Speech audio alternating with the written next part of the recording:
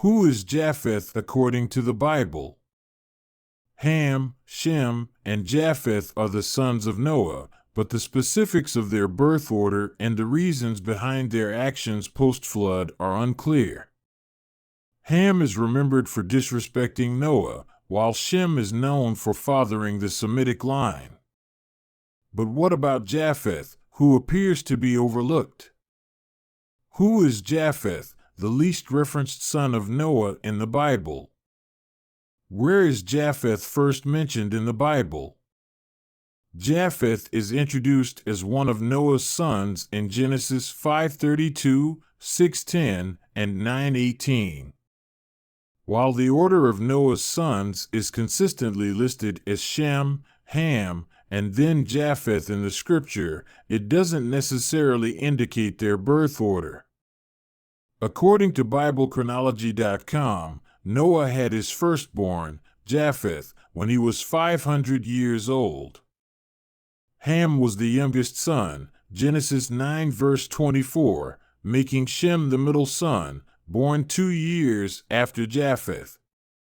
Shem is listed first because he is part of the Messianic line. What actions did Japheth and Shem take following the flood?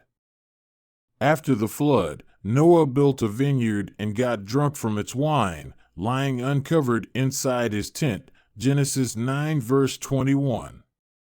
Ham was the first to discover Noah in this state and then told Shem and Japheth about it.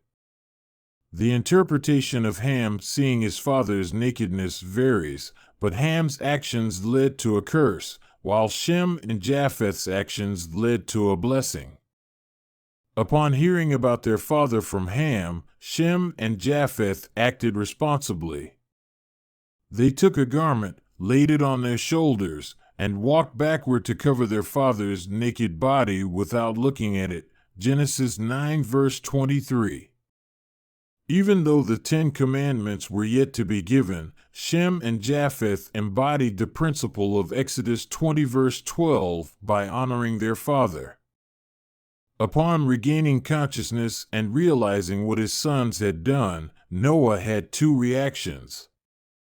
Firstly, Noah placed a curse upon Ham's son, Canaan, pronouncing him to be the lowest of slaves to his brothers, Genesis 9 verse 25. He then proceeded to bless Shem and Japheth. In Genesis 9 verse 27, Noah made 3 prophetic blessings regarding the descendants of Japheth. The initial blessing was that God would expand Japheth's territory, Genesis 9 verse 27. This verse has been interpreted in a variety of ways by different scholars. Some believe it refers to the growth of the Greek Empire, while others believe it signifies the spread of Indo-European languages. The second blessing Noah bestowed upon Japheth was that he would dwell in the tents of Shem. This seems contradictory, considering the previous blessing was for Japheth's territory to be enlarged. However, the phrase dwell in the tents could also mean to learn from or be schooled by. This implies that Japheth would receive blessings or knowledge from Shem, similar to the covenant God established with Abraham in Genesis 12 verse 3, all peoples on the earth will be blessed through you. Some interpreters believe this is the earliest reference to the salvation of the Messiah reaching the Gentile nations. The final blessing was that Canaan would be a servant to Japheth. According to Gleason L. Archer's Encyclopedia of Bible Difficulties, one theory suggests that this came true when Alexander the Great defeated the Persians and took over Canaan.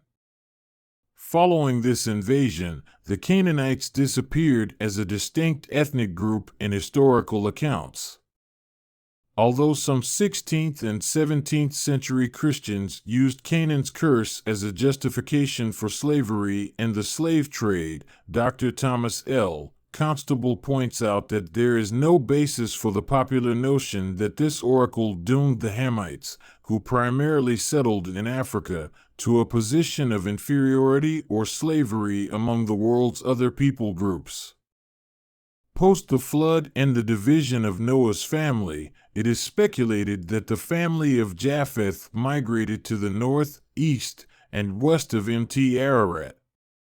According to Dr. Thomas L. Constable's Sonic Light commentary, their geographical distance from Israel may be the reason for their brief mention in comparison to the Hamites and Shemites.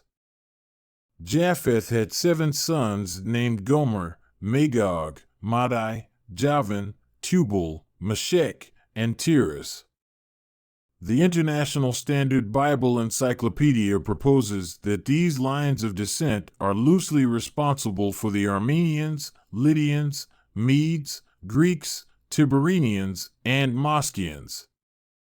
Among Japheth's 7 sons, additional information is only provided for the offspring of Gomer and Javan. Gomer's 3 sons, Ashkenaz, Riphath, and Togarmah, are mentioned, but no further details or their subsequent nations are provided. According to a Christianity.com analysis on the sons of Noah, Gomer is believed to have resided in northern Europe and is considered the progenitor of the Celts. This Gomer should not be mistaken for the female Gomer mentioned in the book of Hosea. Gomer, Japheth's son, is believed to have lived between 3000 and 5000 BC, while Hosea's Gomer lived around the mid-8th century BC. Genesis 10 verse 4 provides more information about Javan's sons, namely Elisha, Tarshish, the Kittites, and the Rodanites. Genesis 10 verse 5 mentions that these nations were seafaring and expanded to their respective territories. Interestingly, one of Javan's sons shares the same name as the destination Jonah was headed to in Jonah 1 verse 3 when he attempted to flee from God's decree. The exact location of Tarshish is a topic of debate, with some proposing Carthage, as per the Vulgate and Septuagint, others suggesting Tarsus in Cilicia, as per Flavius Josephus, and yet others positing a port in Spain or even the island of Malta. What can we take away from Japheth today?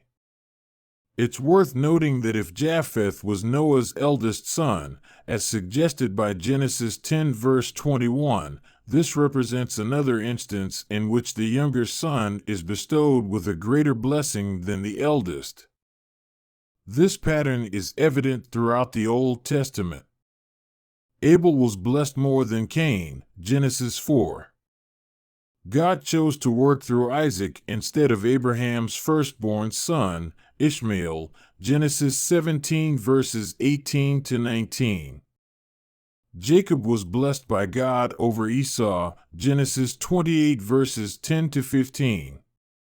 Joseph, a son of Jacob, was the one to save the Israelites instead of Jacob's eldest son, Reuben, Genesis 45 verse 7. David, likely the youngest or least valued son, was anointed king over Jesse's eldest son, Eliab, 1 Samuel 16.